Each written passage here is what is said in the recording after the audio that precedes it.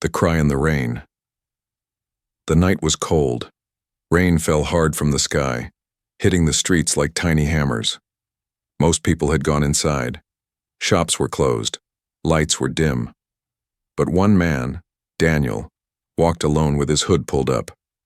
He had finished a long shift at the shipyard and was heading home. His boots splashed in small puddles. The wind pushed against him. It was just another quiet walk, until he heard something, a sound, soft, broken, a cry. Daniel stopped. It wasn't the sound of an animal. It wasn't the sound of a machine. It was someone crying. He turned his head. The sound came from a dark alley between two buildings. For a moment he hesitated. The city wasn't safe at night. But something about the cry pulled him forward. He stepped into the alley, careful and alert. There, near the trash bins, a figure, small, shaking, soaked with rain. It was a girl, not human. She had glowing blue eyes, long dark hair sticking to her skin, and strange tattoos running along her arms and neck. Her body was wrapped in thin, torn cloth. She looked no older than 20. Her eyes widened when she saw him. She pushed herself back against the wall, terrified. Daniel raised his hand slowly. "It's okay. I won't hurt you." She didn't speak. She just shivered. He noticed her bare feet. They were red and cracked from the cold ground. "My name is Daniel," he said softly, kneeling at a distance. "You don't have to be afraid." The girl opened her mouth and tried to speak, but her voice was weak and hoarse. "Please, don't leave." Daniel stepped closer. "Are you alone?" She nodded slowly. He looked around. No one else. No movement. "Do you have a home?" he asked. She shook her head. His heart sank. She looked so broken, like she had nothing left. He took off his coat and placed it over her shoulders. She flinched, then slowly pulled it tight around herself. The warmth made her eyes close for a second. "Come with me," Daniel said. "I'll get you dry and warm." She stared at him. Her lips trembled. I can warm your bed if that's what you want." Daniel froze. "What?" he asked, shocked. She looked down in shame. "That's what the others wanted. For shelter. That's why you came, right?" "No," Daniel said firmly. "I came because I heard someone crying. You need help. Not that." Her hand shook. "Then why help me?" Daniel sighed. "Because no one else is." She looked at him, confused, as if she didn't understand his kindness.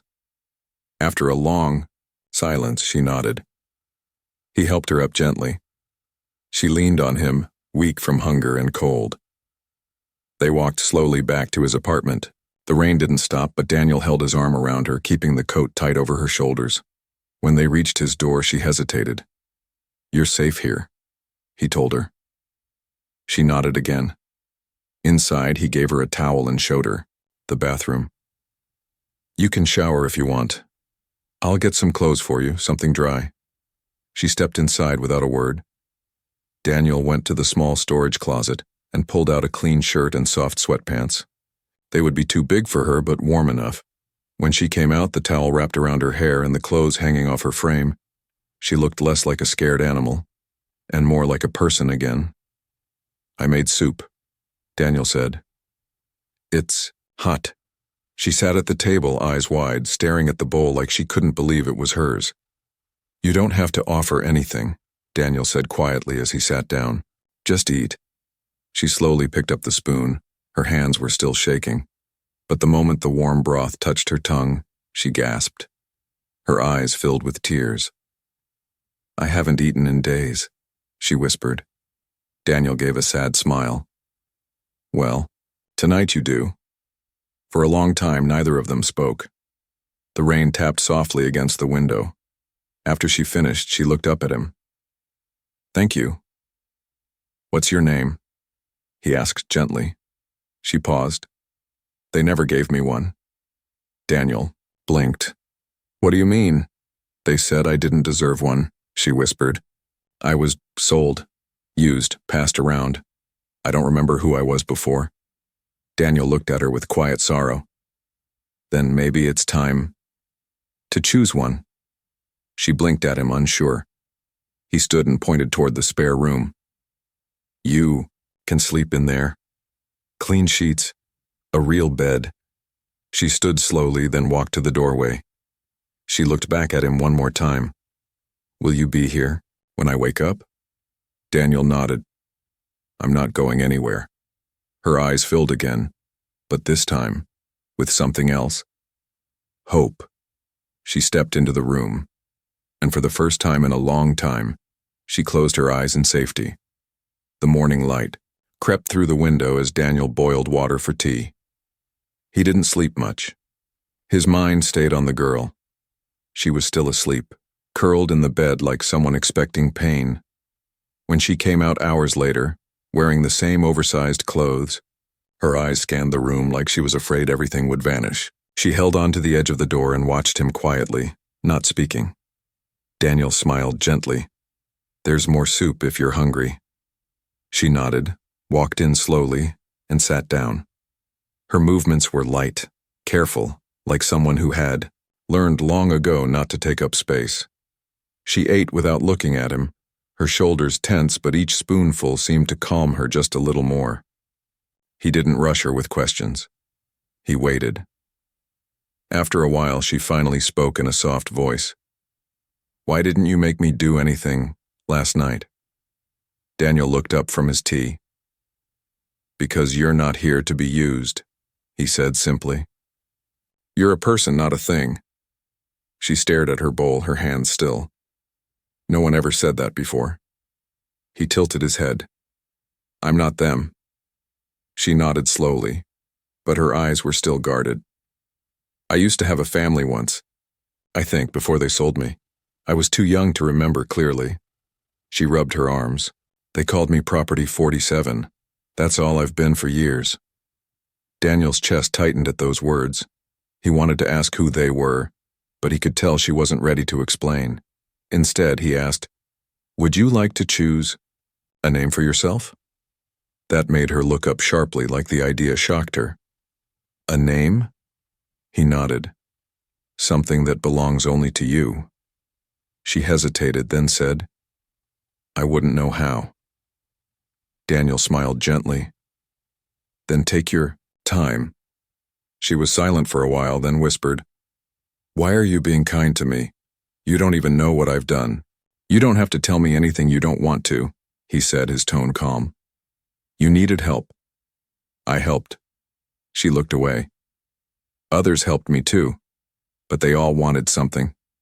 Food for touch. A blanket for a night in their bed. Safety was always a lie. Daniel didn't flinch. You're safe here, I mean it. Her hands shook slightly, but she nodded. I don't know how to be anything except what they made me. Then we start from here, he said. We make something new. She stood and walked to the window. Her fingers touched the glass. I never knew what quiet felt like. It's strange. My mind keeps expecting yelling or worse. Daniel didn't say anything. He just let her speak. You know, she said, still looking out the window. Last night when I said I would warm your bed, I didn't say it because I wanted to. I said it because I was scared you'd throw me back out. Her voice cracked. But you didn't. Daniel stood and placed a folded blanket on the couch. This is your home now, for as long as you need it. Her eyes followed his movements. But I'm not worth much, she said. I'm broken. He shook his head. You're not broken. You've survived. That's strength. Later, Daniel gave her a small notebook and pen. If you remember anything, names, dreams, even feelings, write them down. It might help. She stared at the paper like it was some ancient treasure. I forgot how to dream, she whispered. Then maybe it's time to remember, replied. The rest of the day passed slowly. She didn't say much, but she watched everything. She watched how Daniel folded laundry, how he hummed softly while cooking, how he never raised his voice. At night, she sat on the floor beside the heater, still afraid to claim the bed again. Daniel placed a pillow beside her. "You can sleep in the bed," he said. "It's okay." But she shook her head. "The heater feels safer." Before he turned off the light, she asked, "If I don't give anything back, will you still let me stay?" "Yes," he said. "You're not here to earn your place. You already deserve it." She looked at him, and something in her face changed. It wasn't a smile, not yet, but it was close. She curled up beside the heater and slowly closed her eyes. In the silence, Daniel sat at the table and looked at the notebook she left open. Only one word was written on the page. The days passed quietly. The alien girl, still without a name, stayed in Daniel's small apartment. She moved like a shadow, soft, careful, always watching. She cleaned without being asked, folded blankets, wiped counters, and flinched every time something fell or made a loud noise. Daniel never raised his voice, never touched her without permission. But still, she didn't sleep in the bed. She always curled near the heater, as if the floor felt more familiar than comfort. Daniel didn't push her. He let her adjust at her own pace. She spoke more now, but only in pieces. Bits of memory, scattered words that hinted at a dark past. One evening, as the sun dipped behind the city's tall towers, Daniel came home to find her sitting near the window. She wore one of his old shirts, sleeves too long, and her legs were folded beneath her. She was staring at the sky, her eyes soft but empty. He placed a bag of groceries on the counter and said, "There's your favorite, spiced root soup." She turned, nodding once, and stood to help unpack. As she reached up to grab a box, her sleeve slid back, and Daniel saw them. Scars. Thin, white lines crisscrossed her arms. Some looked burned. Others looked like they had come from sharp blades. She quickly pulled the sleeve down, but not fast enough. Daniel froze, heart heavy. "Did they do that to you?" he asked, gently. She didn't meet his eyes. "It doesn't hurt anymore," she said quietly. "It's just part of me." Daniel stepped back, not wanting to crowd her. "No one deserves that," he said. "Ever." She turned away. "I was trained to obey. If I didn't, they punished me. If I cried, they punished me harder. They said emotions were weakness." Her voice was low, hollow. "After a while, I stopped crying. I stopped talking too." Daniel didn't know what to say. So he said, "Nothing." He just listened. Later that night, while she cleaned the dishes, she spoke again. "Do you believe someone like me can ever be normal?" Daniel looked up. "What do you mean?" She paused. "I don't know how to be a person. I only know how to please others, not how to feel safe, not how to say no." She stared at the water in the sink. "I'm broken." "No," Daniel said firmly. "You were hurt. That's different. You survived. That's strength, not failure." She looked at him then, eyes wet, but not crying. "Why do you care?" "Because someone should," he replied. "And maybe I'm the first, but I won't be the last." That night, she surprised him. She took a step inside the spare room and sat on the bed. Daniel paused in the hallway and watched silently. She didn't lie down. She just touched the blankets, ran her fingers across the clean sheets, and whispered something he couldn't hear. "Do you want the door open?" he asked gently. She nodded. "Halfway." He smiled and left it open. In the middle of the night, he woke up to a sound. Quiet footsteps, the soft creak of the door. The girl stood in the hallway, wrapped in the blanket. She looked small, unsure. "I had a bad dream," she said. Daniel sat up. "Do you want to talk about it?" She walked in slowly and sat on the edge of his bed, still holding the blanket tightly. "I dreamed they found me," she whispered, "and dragged me back. You didn't stop them." Her voice cracked. "And I woke up thinking, maybe you changed your mind." Daniel shook his head. I haven't, I won't. She looked down. Do you ever feel like you're still trapped even when you're free? He nodded. Sometimes freedom takes time to believe in. She lay beside him, not touching, just close. Will you stay? Just for tonight? I'll stay. He whispered. They didn't sleep much. She stared at the ceiling, breathing slowly. But in the morning, something was different. She made tea before he got up, and when he sat at the table, she handed him a folded piece of paper. He opened it. There was one word, Lyra. Daniel looked at her. Your name? She nodded, smiling faintly. I chose it from your old books. It was the name of a star. You said stars don't fall easily. Her voice trembled. I want to be like that. Daniel smiled. Then Lyra, it is. And for the first time she truly smiled back. The next few days were calm.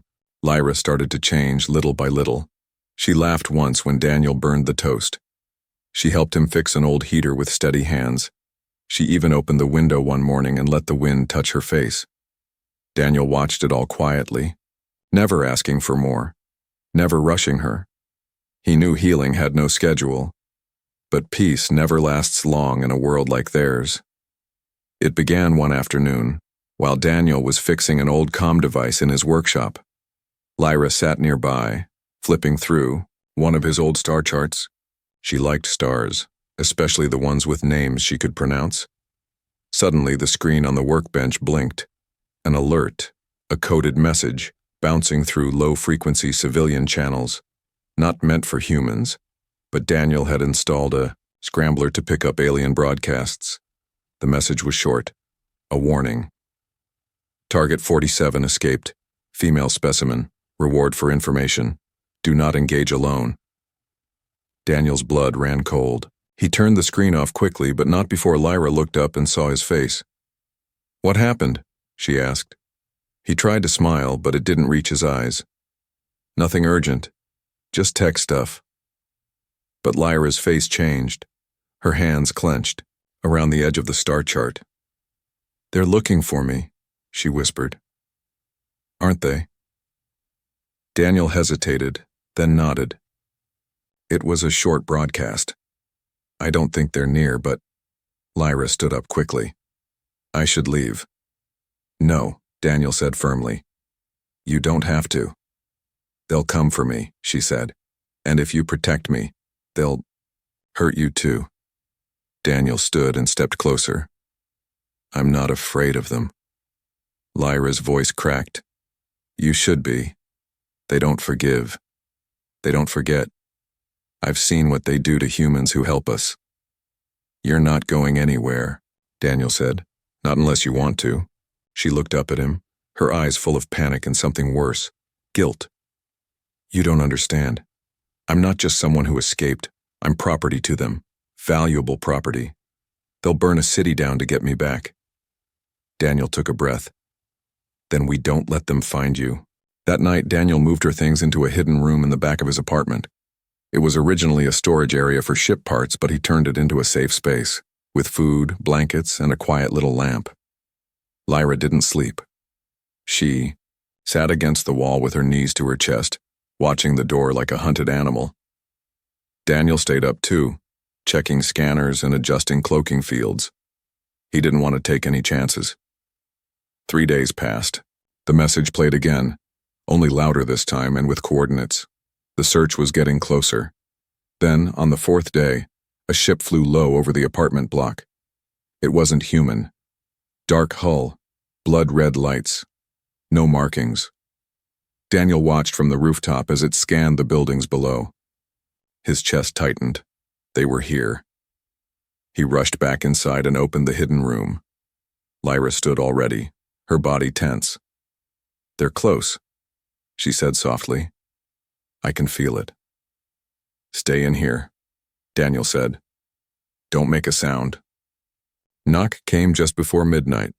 Not the doorbell, not polite, just a loud, heavy knock that rattled the hinges. Daniel opened the door slowly. 3 beings stood there, tall, pale-skinned aliens with armor that gleamed in the dark. One held a scanner, the other had a blaster, the third one spoke. "We are tracking stolen property. She is here." Daniel didn't move. "I don't know who you're talking about." The alien stepped forward. "Don't play dumb, human. She's ours. Return her and you'll be compensated. Interfere and you'll regret it." Daniel's voice was calm. "There's no one like that here." The alien leaned closer, scanning the apartment behind him. "We have permission to search." "Not without a warrant from Earth Command," Daniel replied. "And last I checked, this is still human land." The alien growled but didn't enter. After a long silence, he tossed a small card at Daniel's feet. "You have 2 days. After that, we won't knock again." The group turned and walked off into the shadows. Daniel closed the door slowly, locking every bolt. Inside the hidden room, Lyra was trembling. "They're not going to wait," she said. "Next time, they'll burn this place down." Daniel knelt in front of her. "We'll find a way out. I promise." Lyra shook her head. "You should have handed me over. Why risk yourself?" "Because you're not a thing," Daniel said. "You're not property. You're Lyra. You're someone worth protecting." She covered her face and cried for the first time. Not because of pain, but because someone chose her over safety. Daniel woke up early the next morning, his mind still heavy from the night before. The warning from the alien soldiers echoed in his head. 2 days. That's all they had before things got worse. He walked quietly to the hidden room, not wanting to startle Lyra. She was awake, sitting against the wall, knees pulled up to her chest. Her eyes looked tired, but calm. When she saw him, she tried to smile, but it was small and sad. "I heard everything," she whispered. "They won't. Stop." Daniel sat beside her and handed her a cup of warm tea. "Then we won't stop either." She looked at him, confused. "You still want me here? Even after the warning?" He nodded. "I'm not going to let them take you. I'm not going to run either." Lyra stared into the cup. "They don't care about rules. They'll offer money next, then threats. And if that fails, they'll kill." Daniel's voice was firm. "Let them try." That afternoon, the first offer came. A new visitor, well-dressed, smooth-talking, and clearly not human, appeared at Daniel's shop pretending to be a customer. He admired the machines, complimented the human designs, then leaned in and said, "We can pay a good price. No questions asked, just give us the girl." Daniel didn't even look up from the workbench. "Not for sale." The man tried again. "She's nothing, you know, just a broken tool. Not worth the trouble." Daniel finally looked at him. "Then why are you so desperate to get her back?" The visitor's smile faded. He dropped a small bag of glowing credits on the counter. 10,000. Daniel slid it right back. "Still not for sale." The alien narrowed his eyes. "You'll regret this." Daniel shrugged. "I've regretted worse." When the man left, Daniel locked every door, turned off the outside lights, and sat near the window with his old rifle. He hadn't used it in years. But tonight, he was ready to. Lyra sat at the table, her fingers wrapped tightly around the edge of the chair. "I heard him," she said. "You didn't even think about the offer?" "Didn't have to," Daniel replied. "You're not something to sell." She shook her head, tears in her eyes. "You don't understand. I'm used to being passed around. I know how people look at me, like I'm a thing to be owned." Daniel leaned forward.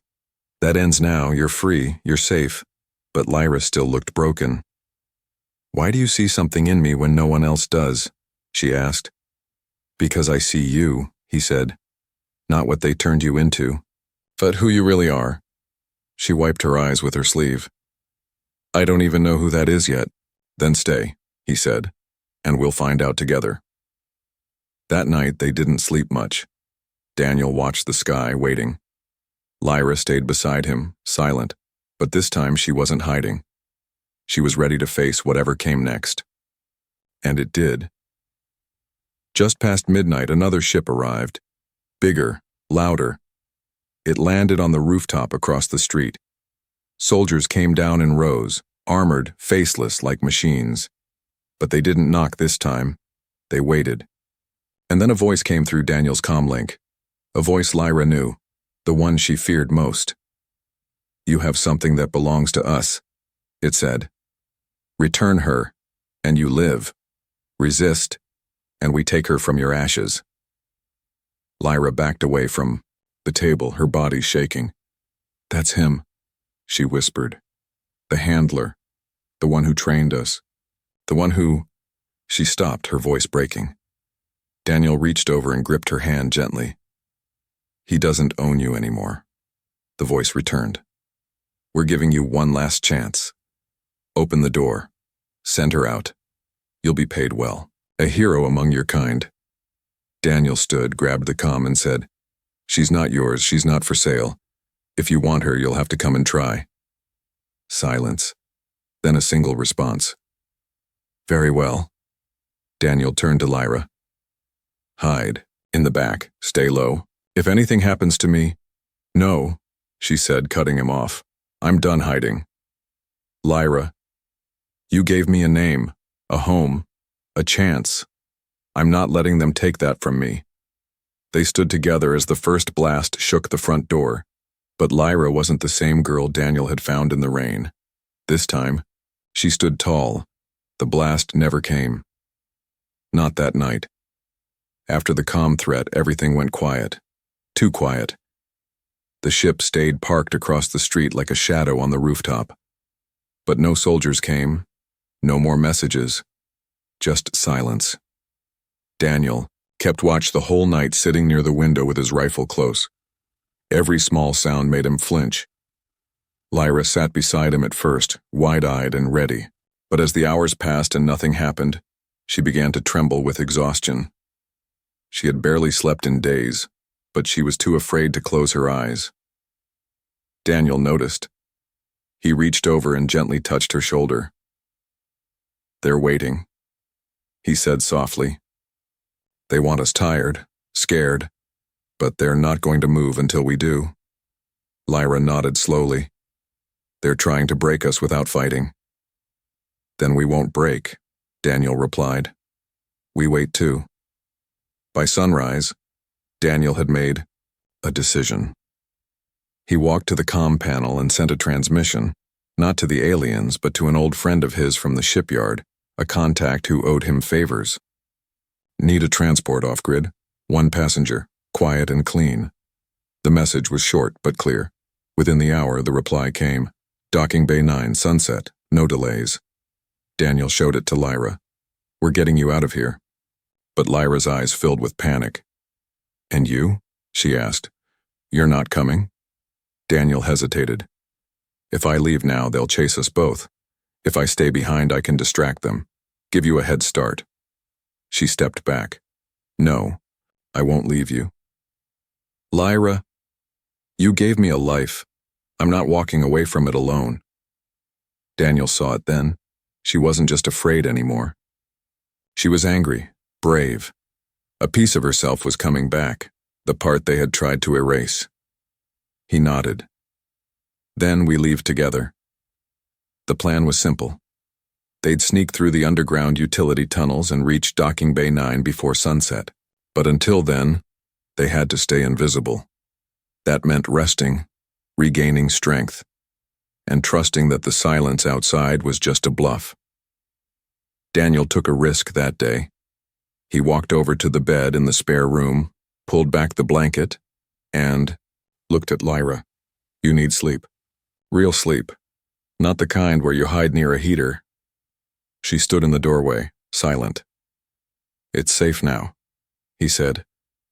"Just for a few hours." Lyra looked at the bed like it was made of fire. She had never truly used one. Beds had been places of fear, of pain, never safety, never peace. But Daniel said nothing more. He just left the door half open and returned to the living room. 10 minutes passed, then 20, and finally the floor creaked. Lyra stepped in, pulled the blanket tight around herself and lay on the bed. She stayed on the edge, barely moving. But she didn't leave. Her body trembled at first, every nerve expecting someone to barge in. But the minutes ticked by, and nothing happened. Slowly her breathing calmed, her eyes fluttered shut. For the first time in years, she slept. Real sleep. No nightmares, no voices, no pain. When she woke, the sun had dipped low in the sky.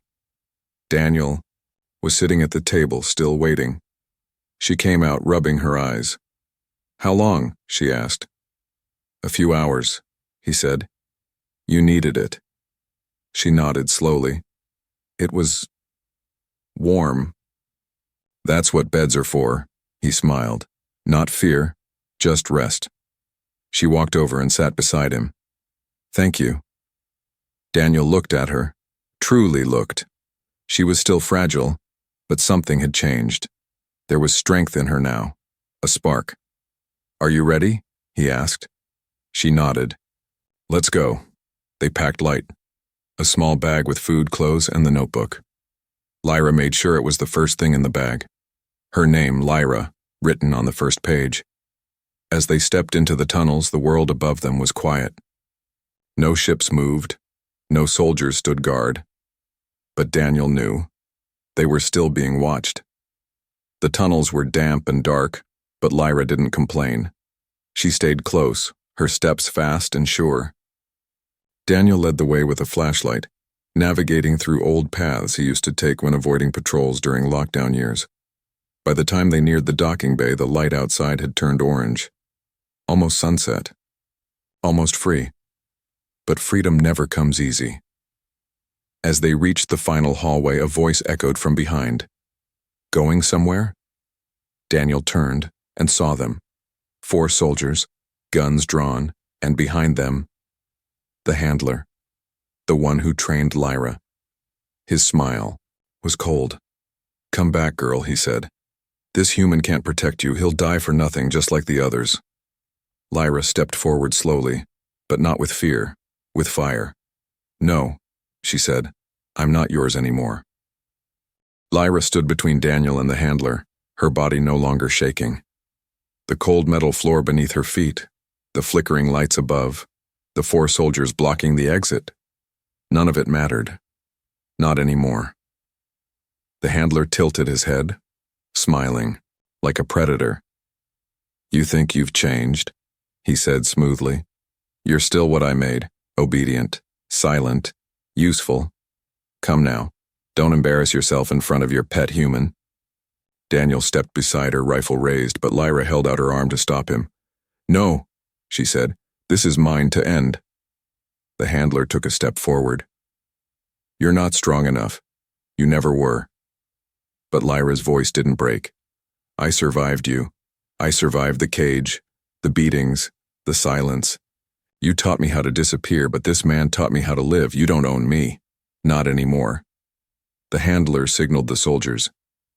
"Take her. Kill the man." Daniel raised his weapon, but Lyra moved faster. She charged forward, not with fists, but with fury. She knocked the blaster from the nearest soldier, kicked another in the knee. Pain flared in her leg, but she didn't stop. The handler shouted, drawing his weapon, but Daniel fired first, missing his head by inches but forcing him back. The hallway exploded into chaos. Daniel tackled one guard while Lyra grabbed a metal pipe from the wall. She spun and hit the last soldier, knocking him unconscious. The handler raised his gun again, aiming for Daniel, but Lyra leapt between them. The shot fired, burning past her shoulder. She screamed but didn't fall. Blood dripped, but her eyes locked onto the handler's. "And," she smiled, "you always thought I'd kneel." The handler took a step back. "You're nothing without me." Lyra raised the pipe slowly. "Then why are you afraid?" Before he could answer, Daniel tackled him. The gun flew from his hand. They struggled, fists landing hard. Daniel wasn't a soldier, but he had one advantage. He had something to protect. That gave him more strength than training ever could. With one last punch, the handler collapsed.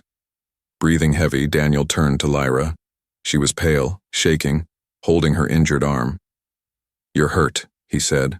She nodded slowly. "But I'm free." They didn't wait. Daniel picked up her bag, supported her weight with one arm, and ran toward docking bay 9. The doors opened just as the last rays of sunlight hit the floor. The pilot, an old smuggler friend, waved from inside. "Move it, we're leaving in 60 seconds. They climbed in just as alarms blared behind them. More soldiers were coming, but it was too late. The ship lifted into the sky, and Lyra was gone. Gone from the place where pain lived, gone from the hands that once owned her, gone into a new life. Daniel sat beside her, pressing a cloth to her wound. She winced but smiled through the pain. "You didn't leave me," she whispered. "You never even hesitated." He smiled gently. "You're not just someone I helped. You're someone I care about." She reached for his hand.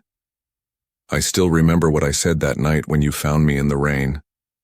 Daniel looked into her eyes. "I remember." "I said I'd warm your bed if you didn't leave," she said softly. "But now, I want more than that." He nodded. "You already gave me more. You gave me purpose. You made me fight for something real." She leaned her head on his shoulder. "Not just your bed, Daniel. I want your mornings, your jokes, your quiet, your storms. I want to learn what love means with you." He wrapped an arm around her. "Then we'll learn together." As the ship broke through the atmosphere, the stars came into view. Lyra stared at them, eyes wide. She had once been nothing but a number, a tool, a thing. But now, she had a name, a voice, a future. No longer silent, no longer afraid. She was no longer just a girl who asked to warm a man's bed in exchange for mercy. Now she was the one who had someone's heart, and she had given hers in return. For the first time, the stars didn't feel so far away, and for Lyra, they felt like home.